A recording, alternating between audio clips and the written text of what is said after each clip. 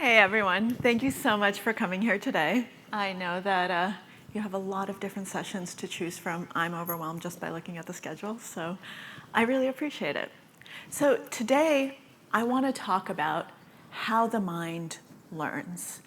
And I'll do that by looking at psychology and what I've studied in psychology, but also looking at a little bit of my own background. So I'm not sure if you remember the first time that you learned something completely new, something that you had never done before, and that you were fully immersed in this and you had to pick it up from scratch. Because for most of us, those early skills in life, we're too young to remember, because the way memory works is that when we're little kids, when we're 1, 2, 3 years old, we learn things kind of by instinct and we don't really know when we learn them. But for me, I actually remember it very, very well. This is me just before I came to the United States from the Soviet Union. I came here when I was 4 years old, and I did not speak a single word of English. I remember being so incredibly scared and nervous on my first day of kindergarten because I knew that the kids would be speaking a language that was not my own. I just remember that feeling and asking my parents, what am I going to do? And they did their best to say, you're going to be okay, don't worry. And then I made them show me how to write my name in English because I wanted to at least be able to tell people who I was. So I spent hours practicing how to write Maria. I remember M-A-R-I-A over and over and over. And then I got to my first day of kindergarten. And this was the first day of kindergarten in September. And I went to my classroom. Someone brought me there. And there were all these name tags on the table. And the name tags were of the kids in this kindergarten class. And we all had to choose our own name tag. And I looked, and that name I'd spent so long practicing wasn't there. There was not a single name tag that said Maria. And I didn't know how to tell the teacher that my name tag wasn't here. And so I came up to her and I just numbly stood there and pointed to the table. There was one name tag left and it was a girl's name. It wasn't mine. I don't know what it was because I couldn't read it. And she tried to put it on me. And all I could do was shake my head and say, no, that's not me. This is the one thing I know, that this does not say Maria. And she kept trying to put it on me, and I kept shaking my head, and finally I just started crying. And luckily, I have an angelic older sister who's 6 years older who was starting school the same day. She was in 6th grade, and they went to get her. And it ended up that I was in the wrong classroom. They had brought me to the wrong classroom, so I was right, and my teacher was wrong. And I just had no way of communicating it. And I just remember that feeling of absolute powerlessness so incredibly well. It was one of the most formative experiences of my childhood. And my poor sister, I don't remember how many times I cried my first year of school, but every single time she trudged down from 6th grade to help me and to make me feel better. So, Lisa, thank you. You are an angel. But by the end of kindergarten, a funny thing happened. I spoke fluent English. And I have no idea, no conscious memory of learning that process.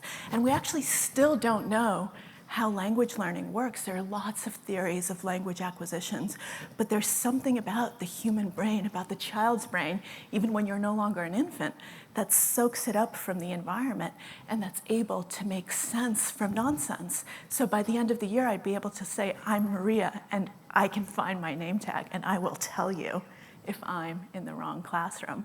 But I do remember some of the things I had to do. So there are certain skills that I think help you in that sort of process of acquiring any sort of new language, whether it's an actual language or a proverbial language, something that you're trying to master for the first time. First, observation. I definitely remember looking at the kids in class that I admired. There were always, in kindergarten, you have the popular kids. And I followed this one girl, Jessica, around. I remember she had this purple outfit, and I really wanted her purple outfit. And I didn't have her purple outfit, but I followed her around and kind of observed her incredibly closely to see what she said and how she said it. So I remember that. I learned by doing, by speaking, by trying to speak, by not being embarrassed to make mistakes. I didn't know enough to be embarrassed. I mean, my whole life was embarrassing at that point. I was an immigrant who didn't speak any English, who was wearing secondhand clothes, could not afford Oshkosh Bagosh. Do you guys remember Oshkosh Bagosh?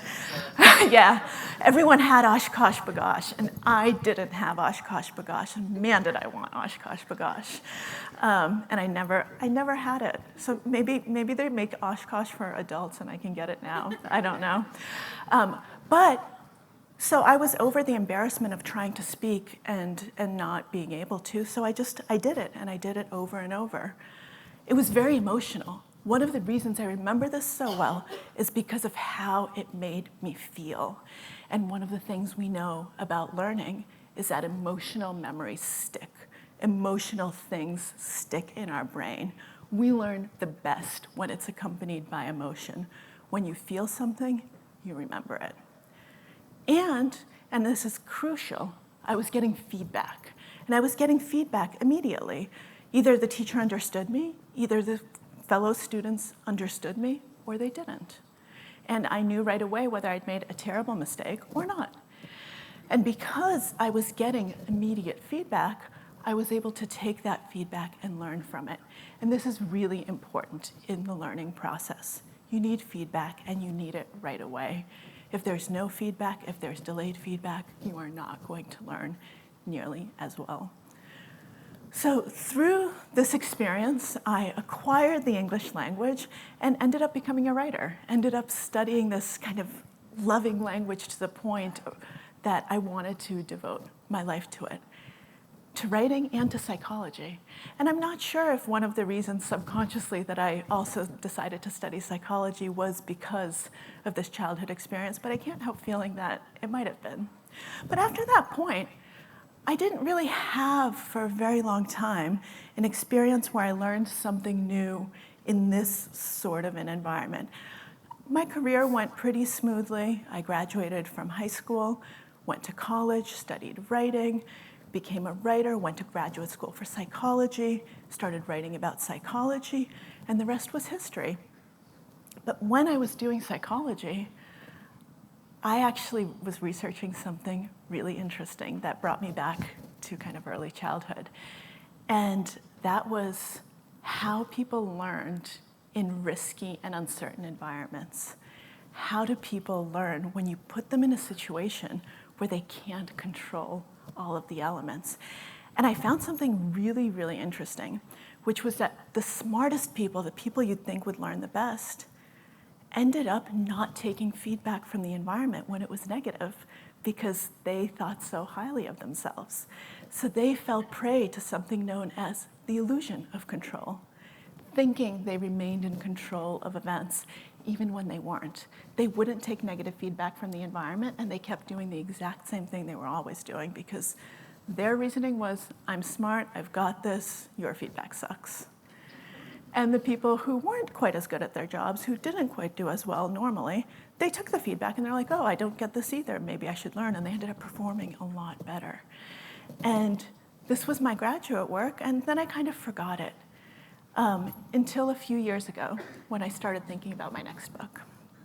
So my first book was about Sherlock Holmes and thinking, and you can really see a lot of the themes that I've mentioned in that. It's very psychology heavy. My second book was about con artists and the nature of belief, and I spent a lot of time with con artists. And then I became fascinated by this idea of the illusion of control and just the idea of control in general. How much of our lives do we control? What can we learn? How far can learning take us? Where do the limits of skill lie? And so I did what any normal person would do in that situation, which is I became a professional poker player. So this was an interesting transition in my life, where I think I put my Harvard education to the best use possible by traveling the world and going to casinos. And I think my parents would be very, very proud of me. So I started studying poker originally for a book because I wanted to learn about learning. I wanted to learn about skill. I wanted to learn about chance. And I wanted to use poker as a way of exploring this. Because the thing about poker is it actually mimics a lot of the things that we were talking about, a lot of the things where you have to immerse yourself in an environment. Now, I remember very well, like I said, not speaking a word of English. Well, when I just started learning poker, I remember saying with confidence to the person who would eventually become my coach and mentor, Eric Seidel, that there were 54 cards in a deck. To anyone who knows anything about cards, they've realized I made a slight error. And when those 2 jokers appear, I'm going to win the world championship, I promise. So there are 52 cards in a deck. So I started literally from 0. So this was the second time in my life, this time as an adult and not as a child, where I had to go through this immersion learning process. And this time it wasn't quite as simple. This time I actually had to think about everything. This time the language wasn't just coming into my head. I had to work at it. I had to study. I had to figure it out on my own. And then something really interesting started happening. At this point, I didn't think I was going to be a professional player. I was just doing this for the book. Then I started winning. And then I won a major international champion, the PCA National Championship, and became a sponsored pro for Poker Stars. And then I kept winning and kept doing really, really well. And thought, what's going on here? Obviously, I've worked really hard, but is it something about me? Is it something about my approach? Is it something about poker? And so this is actually what I want to spend the rest of my talk talking about, which is this exploration that poker brought me on what it takes to teach something well, and how I happened to stumble into the one thing that can actually serve as a way of training your mind to think in a better way in an environment that's perfectly suited for it. And by the end of this talk, I hope you will agree with me with something that I now firmly believe, which is that we should be teaching kids poker. We should be teaching it in elementary school. We should be teaching it to first graders. And we should keep teaching it because it's the single best tool for actually teaching learning and learning in the correct way, which is the single most important skill you can have because it's the backbone of good decision making. It's the backbone of being able to take information from the environment correctly, which is not how our brains normally do it. So I didn't actually come to poker cold. I came to it because of this gentleman, John von Neumann. John von Neumann was one of the greatest minds of the 20th century, a true polymath. So that phone that you guys are holding, if it's a smartphone, was based on his ideas. He's one of the fathers of the computer. Some consider him the father of the computer, along with Alan Turing. He was one of the fathers of the hydrogen bomb. He was an advisor to the US government for many, many years, and he was the inventor of game theory, which was one of the pivotal economic theories of the 20th century. And game theory, as it turns out, was born from poker. Von Neumann was an avid poker player. He was a terrible, terrible poker player. He lost a lot of money at poker, so people loved playing with him. But he loved the game. And one day, he had an insight, which is that poker, unlike any other game he played, he loved games. He played chess, he played bridge, he played a lot of different things. But poker, unlike any other game, formed an analog for decision-making outside of the poker table, for decision-making in life. So what he realized was that life is a game of incomplete information.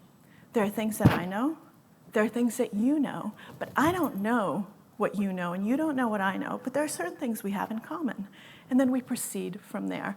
Chess is a game of complete information. Go is a game of complete information. There's always technically a correct move if you can solve for it. In poker, that's not the case because there are people involved, there are motivations involved, there are emotions involved, there's bluffing involved. And what he realized was this is how you learn to make strategic decisions. If I can solve poker, I will have a framework for solving life, for preventing nuclear war. He actually thought that poker might prevent nuclear war. And so this is how he came up with game theory. And it ended up that poker actually still is not solved. No Limit Hold'em is a game that AI has still not been able to solve, and I don't think it will be solved anytime soon because of the complexities involved when you have multiple people making decisions. But the insight was a profound one, and this is why I actually turned to poker in the first place. Poker as a way of looking at human decisions. So why would this be the case? Well, it turns out that the human mind is usually actually absolutely rubbish at learning correctly, because there's a way that it prefers to learn, and that's through experience, what something feels like. And this is actually probably why I was so good at learning English, why kids learn languages so easily, because it's experiential. Language learning is essentially an experiential thing, and why adults don't often do it quite as well, because for them, they're no longer learning through experience. They're being taught. They are learning through description, what something is when you describe something. And there's a big difference between what something feels like and what something actually is. And in psychology, this is known as the description experience gap. And the description experience gap is one of the reasons that our brains are so rubbish at learning, why we suck at probabilities, why we don't understand risk, why we make bad decisions when it comes to uncertainty, why it's really, really difficult to get us to say, well, what does maybe feel like? What does probably feel like? That's why it's so difficult to get us to understand risk. I mean, I'm from New York. And if you ask anyone what the risk of death is by, slipping in the bathtub versus a terrorist attack, they are going to vastly overestimate the terrorist attack because they lived through 9/11. And no amount of data I give them, nothing that I give them to read will persuade them otherwise, because experience trumps description every single time. Daniel Kahneman won a Nobel Prize for this insight, for all of the biases that it leads the brain to make. And we'll talk about some of these in a little bit. But the thing about poker is it ends up being the ideal learning environment, because you are learning by experience, you're playing, but you're actually sampling base rates correctly if you play a lot. So you're actually experiencing the probabilities that your mind otherwise wouldn't learn. You can understand why it would make sense that our brains evolved to learn from experience. Who's going to survive? The hunter who goes to his usual bush and in the morning and finds a lion there, runs away and never comes back? Or the one who says, probabilistically speaking, I only saw the lion there once, and he wasn't there on the prior 10 mornings, so he's probably not going to be there tomorrow, so I'm just going to go ahead and go back there because the probability is on my side. Well, that guy's probably no longer in the gene pool, whereas the guy who said, I saw a lion, let's run from here forever and never go there again, is, even though the second guy was right, most of the time. That's the thing about probabilities. In individual cases, they break down. Probabilities don't care about base rates. And you don't care about base rates, really, when you're making decisions for yourself. You only care about, yes, but how does it apply to me? How does it make me feel?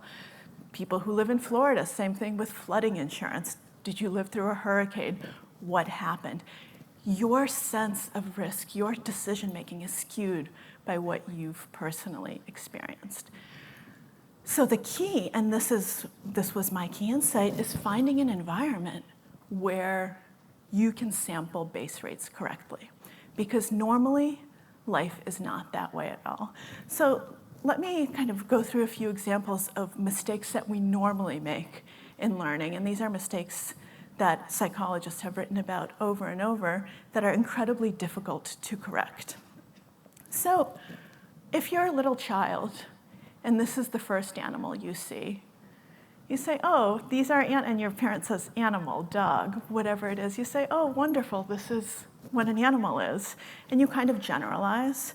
You say, okay, this is a representative animal. This is how I'm going to learn about it. Now imagine that you live somewhere else, and this is the first animal you see, this wonderful axolotl. How many of you have lots of axolotls around?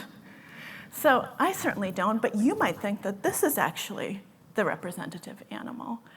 In both cases, you have no knowledge of base rates, and you might acquire it over time, and it might be correct, but you might not.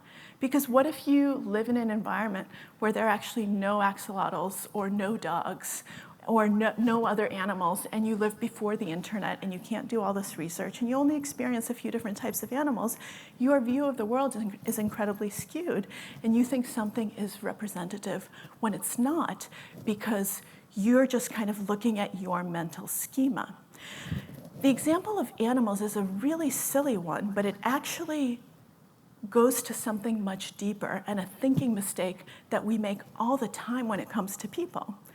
When you learn about different people, when you learn about different professions, when you learn about different countries, different states, different behaviors, you develop a representativeness schema in your mind.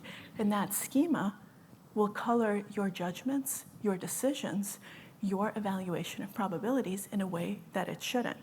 Let me give you an example from Daniel Kahneman. So a lot of you might have seen this if you're familiar with his work, because I'm actually taking this example verbatim from one of the papers for which he received the Nobel. I'm going to give you two descriptions, and for each there are going to be two choices. I'm going to ask you which option is the more likely for each choice. So first, I'd like you to meet Bill. Bill is 34 years old. He's intelligent, but rather unimaginative. He's compulsive and generally lifeless. In school, he was strong in mathematics, but weak in social studies and humanities. So here's your first option. Bill plays jazz for a hobby. How likely do you guys think that is? Do you think that's good? No? Hands? No? All right.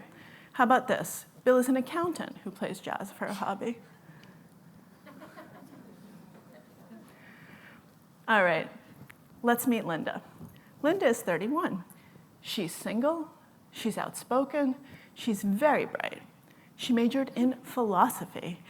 And as a student, she was deeply concerned with issues of discrimination and social justice and participated in anti-nuclear demonstrations. So now let's see some options for Linda. Linda is a bank teller. No, silence, all right. No one wants Linda as a bank teller. I see some people shaking their heads vigorously. No. All right. Linda is a bank teller and is active in the feminist movement. Yeah? So we see some people now nodding and raising their hands. So here's the thing. Option B can never be more likely than option A, because option B includes option A. This is the conjunction fallacy. But option B also includes something that's so representative for the description that you just read that it feels right. It feels better. And people almost can't help themselves. They want to choose it because Bill doesn't feel like he plays jazz, but he does feel like an accountant. And boy, does Linda seem like she'd also be active in the feminist movement. And so we ignore the base rates. We ignore the probabilities that should actually be the case. And instead, we go with what feels right, what feels representative.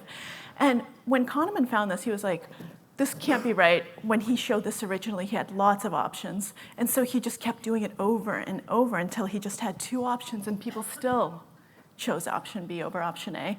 And then, and this is my favorite of the studies, he explained the conjunction fallacy to them the way I'm doing right now. He said, option B cannot be more likely. Which do you want to choose? And most people still chose option B. They said, you know, I totally get everything you're saying, and that makes total sense. I get it. Like, you're a smart guy, you know, you're a psychologist, we get this. But come on, option B just feels better. It just feels right. And when you're sitting here right now and you're seeing this study, you're seeing this example, you're hearing me talk about it, you say, okay, I get it. I get the conjunction fallacy. I'm not going to do this. But I'm pointing it out to you. How many times does your brain do this all the time on a daily basis without your realizing that it's doing it?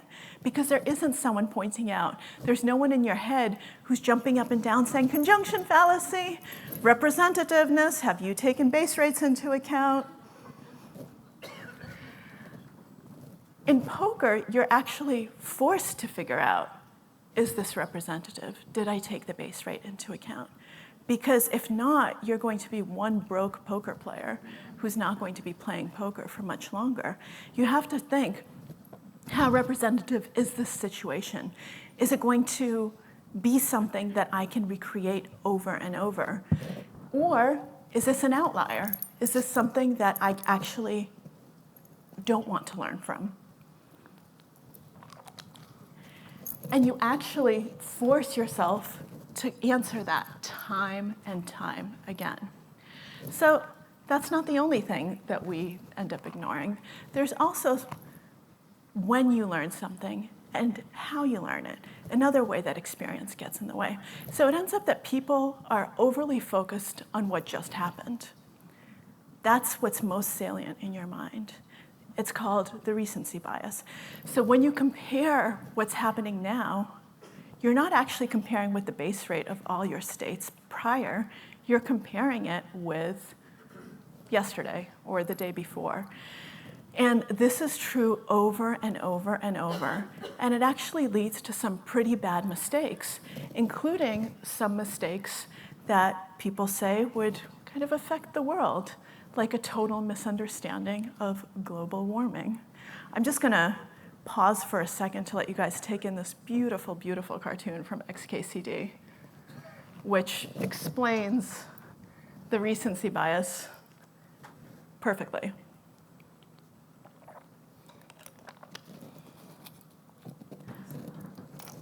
So there are countless studies about this, about the fact that we don't compare with the past in total. We just compare with what happened.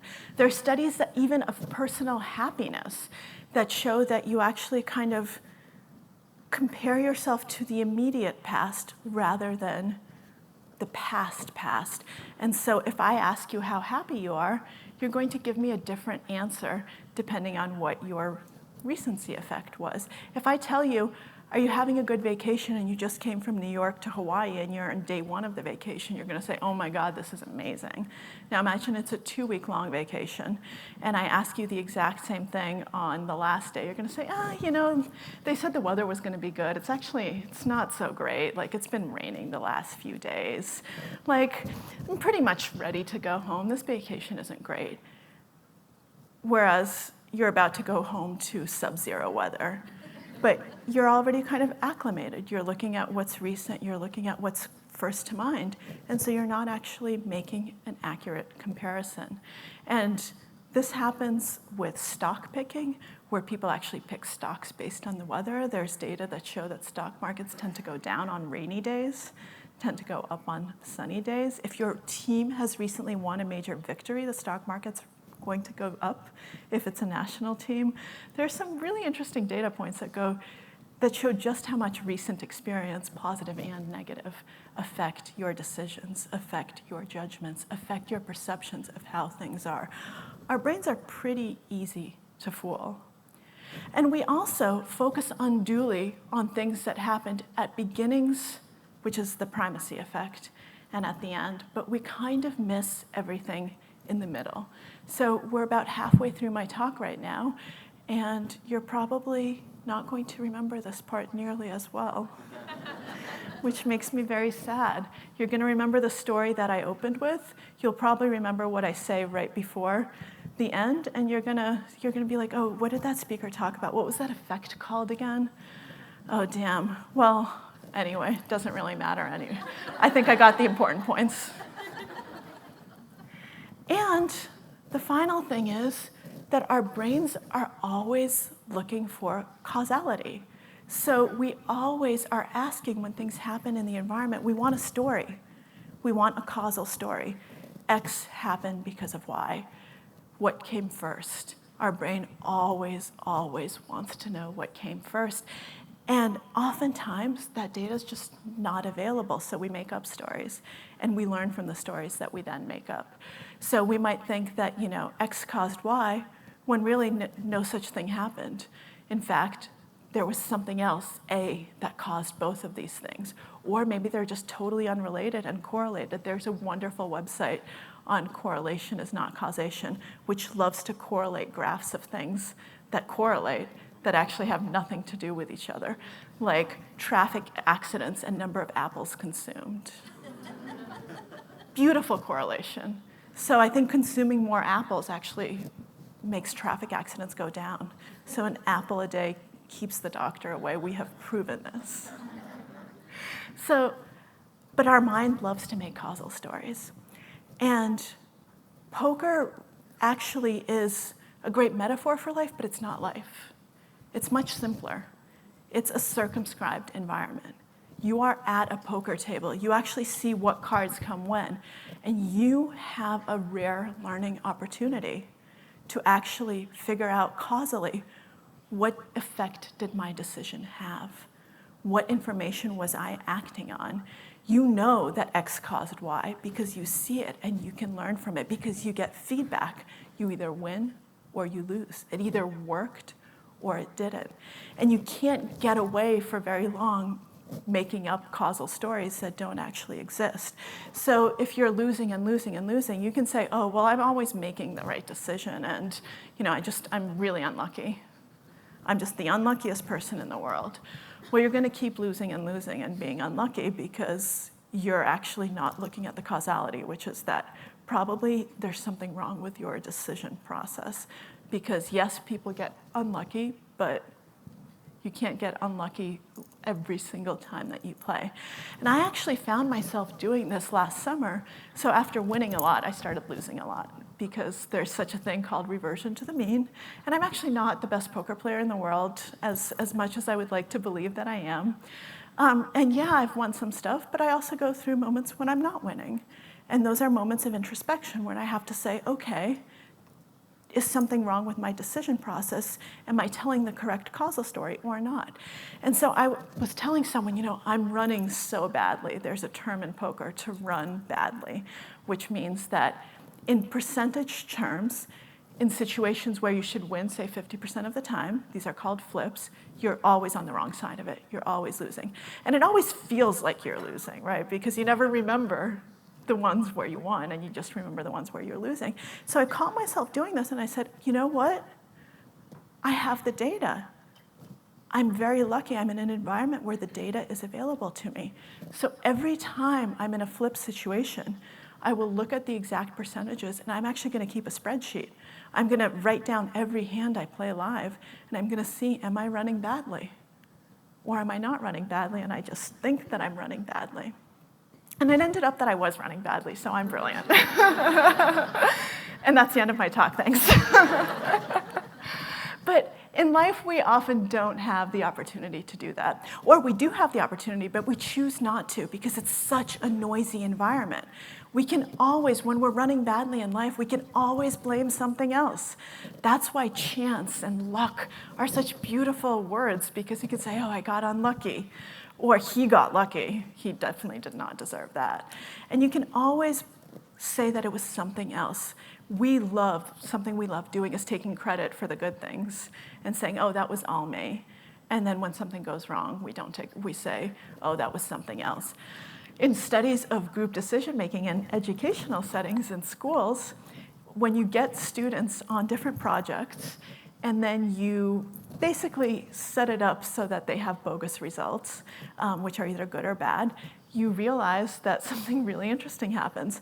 Whenever the result is good, they say, oh, it was me. I actually pulled more weight than the rest of my teammates, and I did the bulk of the work, and this project succeeded because I'm really good and I understood it. And when you say, unfortunately, your team didn't score as well as the others, say it was the other guys. I just got really unlucky, and you paired me up with these horrible people in our class who, of course, were going to slow me down, and it's their fault. And the outcome was actually the same. It's just the feedback was different. And it wasn't that suddenly the groups got better or worse, or that the person made better or worse decisions. So we tend to have this sort of tendency. And what poker teaches you is to go beyond it, to analyze it, to stop, to say, okay, was it me or not? And how do I decide? How do I keep track of that? And that is such an important skill. All of these skills once you learn them in poker, you suddenly find yourself being able to take them from the poker table to other decision settings. So the next time when I'm in a group meeting and I think that, you know what, I'm just carrying everyone on my back here, I'm just doing all the heavy lifting, actually start writing down the data and saying, is that true? You know, is that the case, or is it not? Am I running badly, or am I running normally? Because in life, there's something that's really, really important to understand, which is that we are always learning. Our brains are always learning whether we know it or not. And so there are two things that I would always ask myself, which is, am I trying to learn, or am I learning by accident? Because one of the two is always going on. There are two modes of learning. There's explicit learning. This is the learning that happens in a classroom. This is the learning that happened when I sat down with a coach and decided to learn that there were 52 cards in a deck, and I was going to figure out how they fit together, God damn it. And then there's implicit learning, which is the learning that happens all the time, where we just take things in from the environment without necessarily realizing, without knowing that we're learning things. These are the things that you don't even know you know. Do you know how many rubbish songs are floating around in your head that you never consciously studied the lyrics to, but you can sing along to it? And sometimes, you know, you have all these random factoids about celebrities who you'll never meet, who you don't really care about, sometimes who you hate. They're also in your head, because we are always absorbing information. Our brains are always learning. I hate when people say, you know, oh, you know, neuroplasticity, you know, this happened and so the brain changed. Yeah, of course, the brain is always changing. Our brains are remarkably plastic. Your brains will have changed after this talk in a wonderful way. Hopefully, I will have replaced some Justin Bieber songs with some really, really crucially important information. Because as soon as you're aware that we have these two learning modes, that we're always learning, whether we know it or not, we can actually be a little bit more conscious about what we're learning and what we're learning from.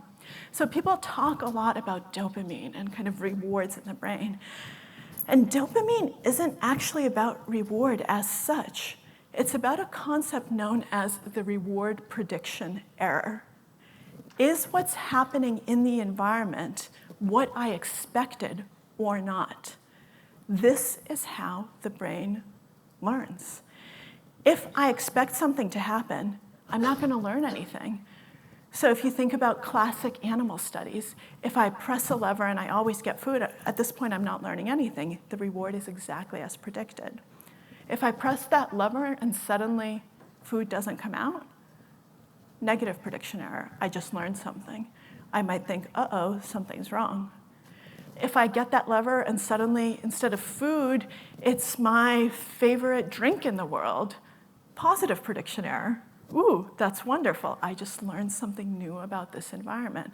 So that's the simplistic form, but that's actually what we're doing all the time. We're taking in information.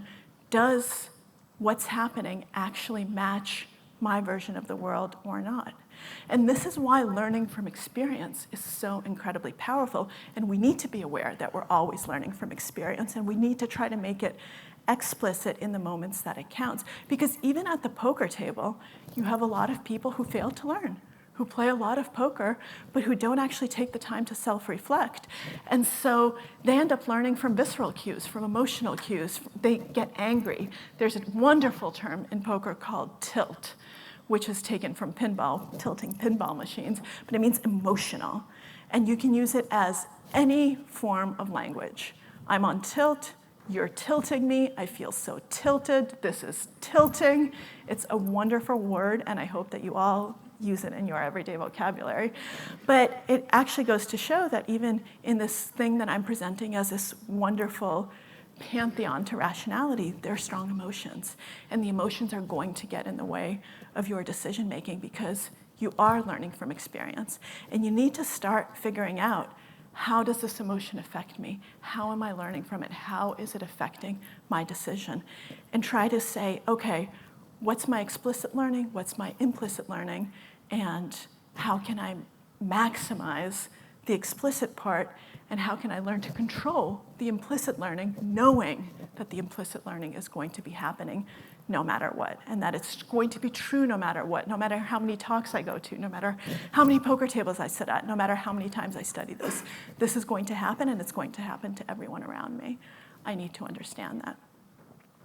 But ultimately, even if we understand all of this, even if we understand why poker is such a great learning environment, there's still that question that a lot of people decide to learn poker, but not many of them go on to become professional. Not many of them go on from not knowing how many cards are in a deck to within 1 year winning major championships.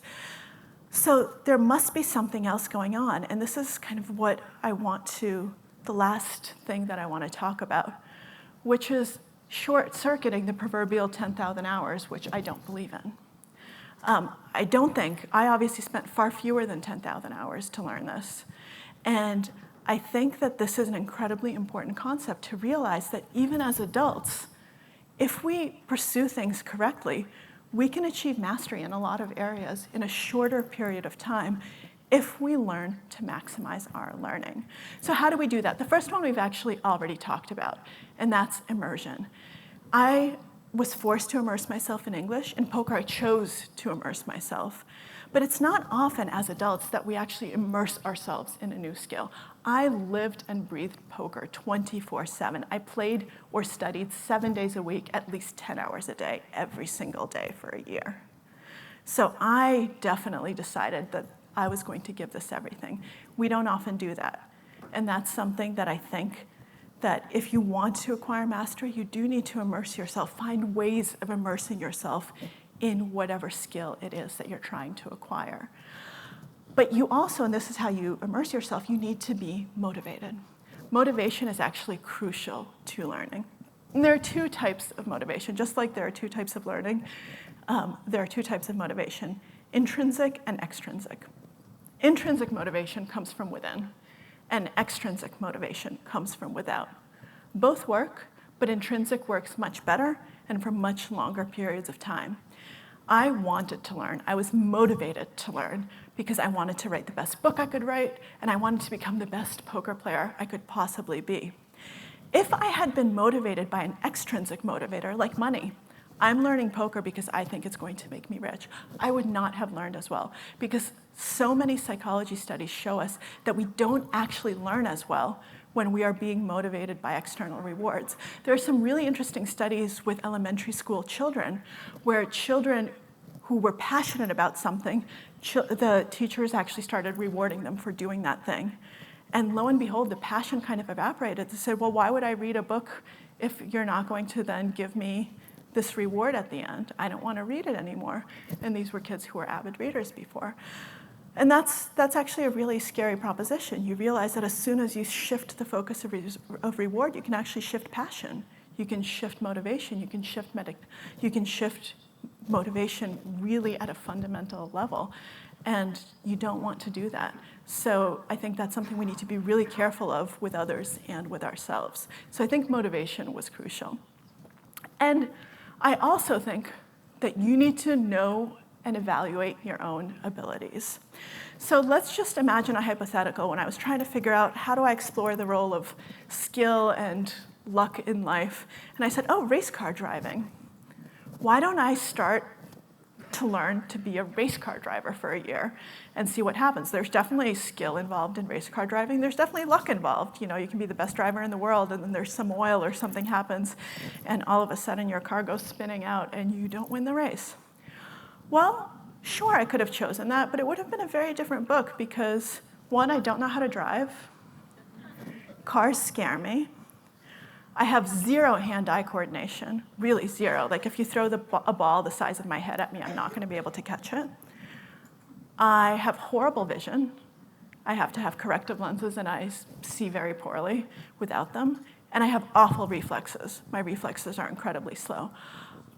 That probably would not have been the best use of my skills. And you know what? I would not be standing here today saying, and here's the story of how I won the biggest race. I don't even know what the biggest race in race car driving is. This is how I won it. We would not be doing that today because I would have done a horrible self-assessment, and I wouldn't have reflected on where my abilities lie and where I can use my abilities best.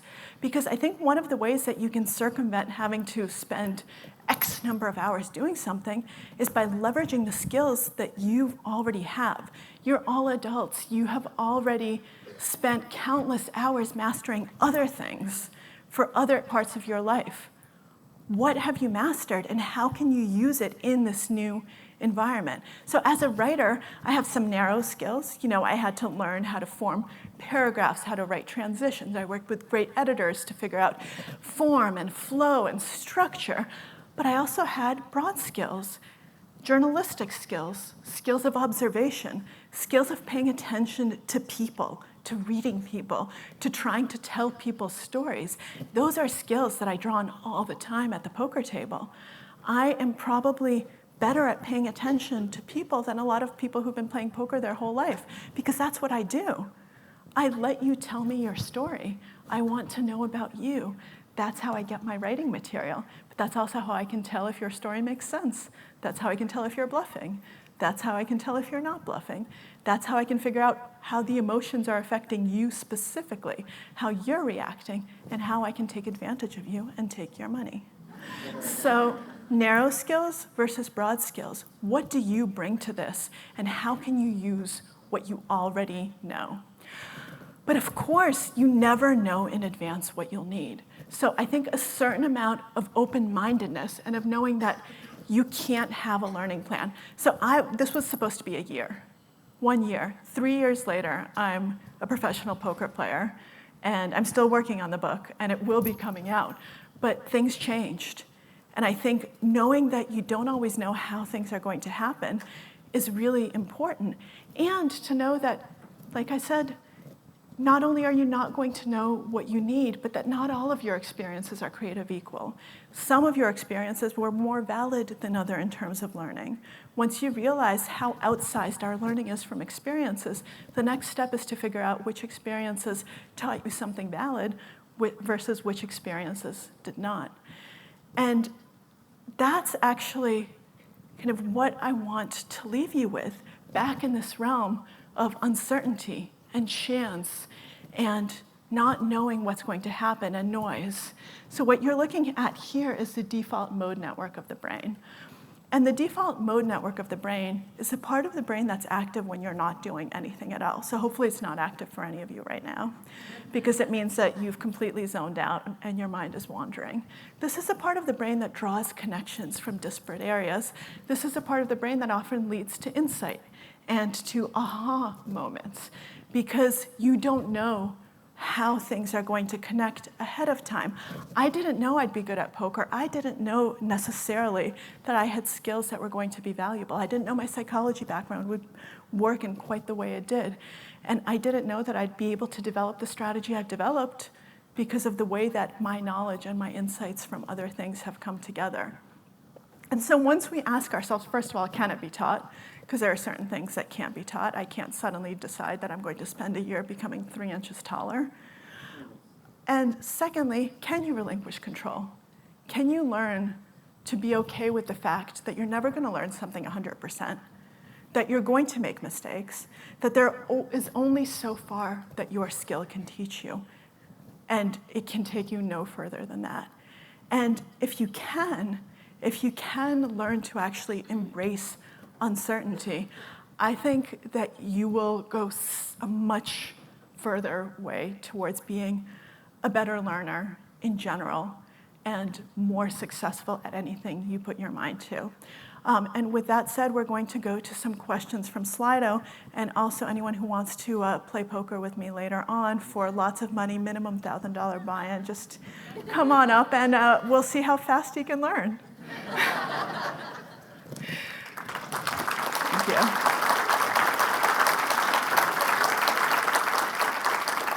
All right, so we have a few Slido questions, and these are going to be in order of their upvotes. So first one, speaking of con artists, do you have any advice for getting through a timeshare presentation? Yes, don't go in the door. Well, that's actually an interesting question, because this is something where I think all of us, everyone laughed when they heard this, because we already go with a certain mindset. You know you're in a timeshare presentation. You know that someone's going to sell you something, which makes you more defensive. And so what I would say there is to have an exit strategy. And this is something that I actually tell people when they ask me, how do I prevent myself from getting conned in general? I say you can't, first of all, know that you're going to get conned at some point, no matter what. But this is how you minimize your risk. Know how to say no. Know in advance what your exit strategy is. We are so nice. We hate being the jerk who says, sorry, not for me, I have to go. And con artists rely on that. They rely on the fact that we often just stay in interactions, even if they're uncomfortable, because we don't know how to get out of them. We don't want to be seen as a mean person who decides to just walk away. And so I would focus on crafting an exit strategy ahead of time and practicing with someone, saying, if the timeshare guy says X, this is what I'm going to say. If he says this is what I'm going to say. I'm really sorry, we're just not in the market for Florida right now. Oh, well, we have this beautiful thing in Aspen. We just don't have time right now. I'm sorry. That's it. That's all it has to be. But figure out something that works for you, practice it ahead of time, and then actually say it. Competition is a major aspect of poker. What role does competition have in driving learning? Well, I think competition has something to do with everything. For race car driving, it, of course, has something to do with that, because you want to win. You want to get sponsorship. And you've already realized from the way I've talked about race car driving is that I know nothing about race car driving. But from what I know is there are races that are international that people want to do well in. And I actually think competition is a huge part of what drives us to do well. And for me, actually, one of my greatest motivators is competition with myself. Can I do better than I did before? I'm my worst nightmare of a boss. I don't let myself get away with anything. I'd be a nightmare to work for, but luckily no one works for me. So I think that we do all have a competitive drive, and that is something that can be both extrinsically and intrinsically motivated. So I would say use the competitive drive against yourself, because it can actually also really hurt you if you take it too far. So in poker, sometimes the most competitive players end up burning out because their aggression gets the better of them, other things get the better of them, and they get so competitive that they forget that they should be learning from their own mistakes, that they should be questioning their own decision process, and instead they just say, oh, that jerk, I can't believe he did that. Did you see that? Did you see what he just did? I can't believe it. And they end up not doing as well. So competition is a double-edged sword, and I think we need to learn to harness it correctly. Do I have suggestions for emotion regulation so that students can learn from emotional experiences and not go into fight, flight, freeze mode? Yes, I'm so glad you asked this. So my graduate advisor was Walter Mischel, who did the marshmallow studies. Can you actually learn to delay gratification? And the people I worked with were the marshmallow kids, now adults. So I have lots of strategies for emotional regulation, which have really helped me in poker. And I think some of the most successful strategies are the ones that the kids who were able to wait the longest for the marshmallows deployed spontaneously. But then it turns out that you can teach them really, really well. And this is distancing strategy.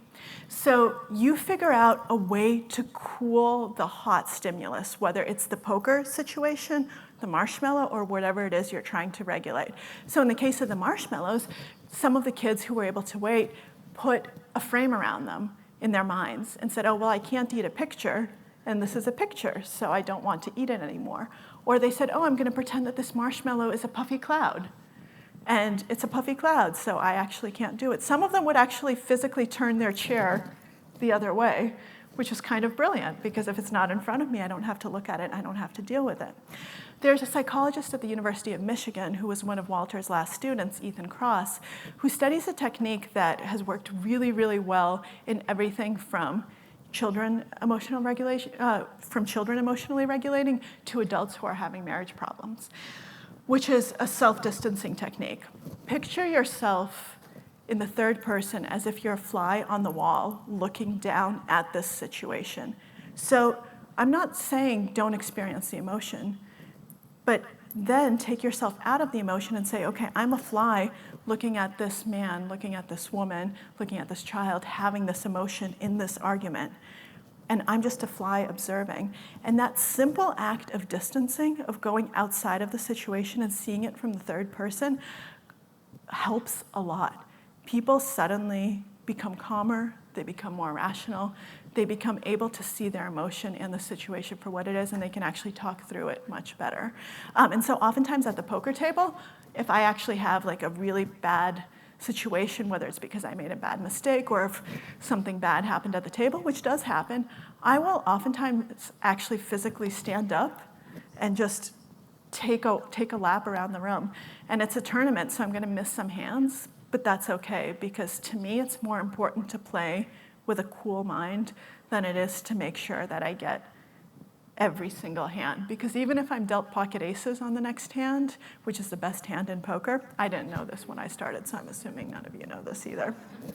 So even if you're dealt pocket aces and you're like, oh, I missed my pocket aces, you probably would have butchered those pocket aces and lost a lot of money because your head is not on correctly. So take time, take that self-reflective time, think of yourself in the third person, figure out ways of cooling the hot stimulus. And if you want more, we've got lots more. Come talk to me. Let's see, who would win in a poker match between Prince, Bernie Sanders, Donald Trump, and Oprah Winfrey? I would have to say Oprah. I mean, Donald Trump would be an awful poker player. Bernie Sanders would be too self-righteous to be a good poker player. Prince might be a little bit too creative. And I think Oprah would be she would be perceptive because she's had to be. I think women actually often make really good poker players because to succeed in life, we have to be so attuned to other people. We have to know what's going on. We have to pay attention to emotional cues, to physical cues. It's not that we're better at it than men.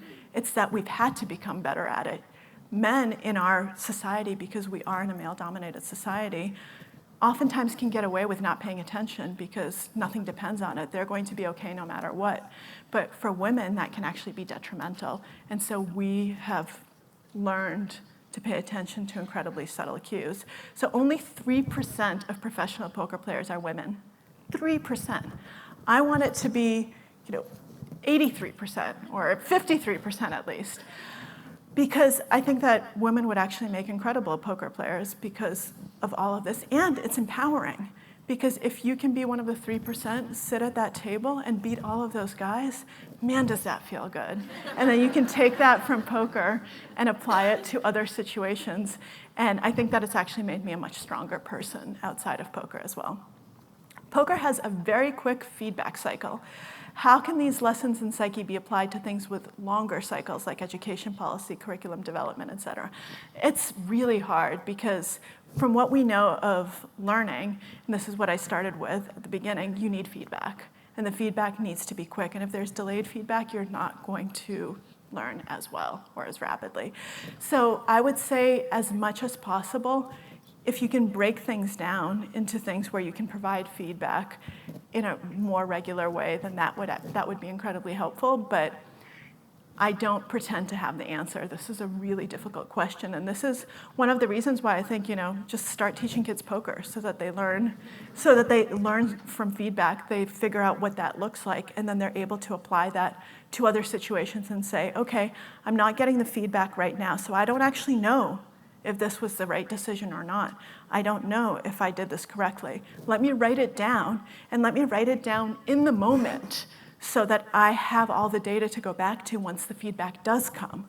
And then I can compare it to what I wrote down, because my memory is going to be wrong. We don't remember things the way they actually happened. We remember things with a very self-serving bias. And so I think that that's a really good technique for forcing yourself to learn from feedback even when it's far removed. When you made the decision, realize you've made it.